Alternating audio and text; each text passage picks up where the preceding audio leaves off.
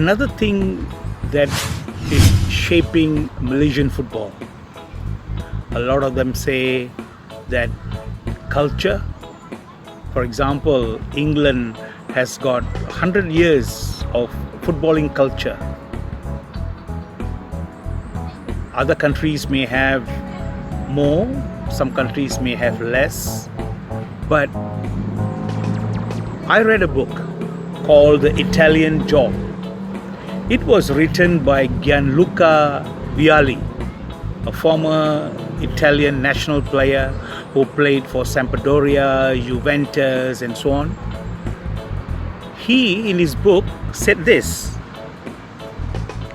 the culture of a country is dictated by what they learn in school, by what they are taught in school. This is what he said.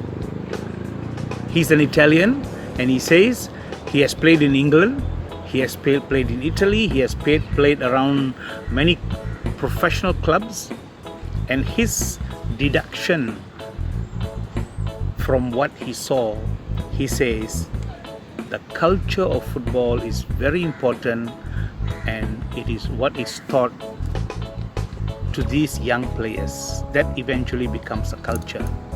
So let me ask you this question: how about ours? How about Malaysia? Do we have a culture? Has it been built up in schools? What does our school teach us? What is the footballing culture taught in schools, or rather sports culture even?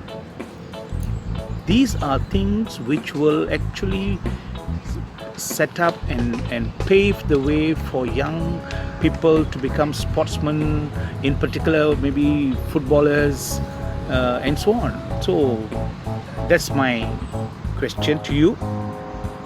Is the education that our children get in schools throughout their life pave the way to a better culture in football? The question was about Gianluca Vialli's book, The Italian Job, where he said the culture of a team, of a group of players, is determined by what they learn in school. And the question was, do you think we have our players ready? Are we taught? If you ask me, no. Schools do not have a structured coaching system. Schools just take part in competitions for the sake of taking part. So we don't set a culture. Yeah, coaches are not qualified.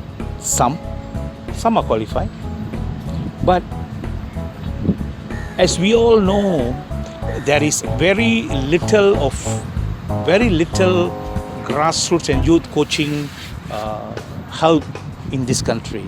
Yeah, you see everywhere grassroots and youth football centers, as I call it. I will not call it an academy, because academy goes beyond what centers are, and they just mushroom, and they do not have the necessary knowledge to put through these young players. Many or most of them is a money-making thing. I wouldn't use the word scam, but I think it's money-making. Yeah, a lot of them even if they make 1,000, 2,000 ringgit over a weekend by training 50 kids, they are happy. For parents want to send their kids off to learn some football. Okay, whether it is right or wrong, whether it is done in the right way, whether what is being taught, parents do not know, because our parents do not really check on what is being taught by these coaches, the syllabuses and so on. We don't even check whether these coaches have been cleared by the police. Some of them could be pedophiles. So we do not check. That is Malaysia. I'm not saying that these coaches are pedophiles or criminals, but don't you think if you want to send your kid, it is your right to check whether the center he or she is going is the right one, whether they have the right people to coach? So what kind of tradition are we setting? What kind of culture are we setting? Yeah.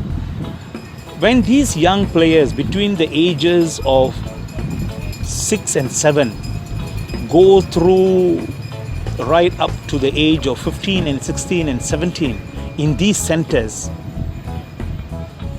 the damage has been set. When they join the professional clubs in the states, in the clubs and so on, it's too late. Yeah, there is a reason why I've been saying, and I'll say it again, that in order to set the culture, parents have to play an important part to know what is right and what is wrong. The culture is also the eating habits. Yeah, eat the right food, enough sleep. Yeah, train at the right place. We also need to produce intelligent players. Players who should have the decision-making capacity to decide on the pitch, on the field, on their own without the assistance of the coach outside. Many a time, coaches will shout instructions from outside.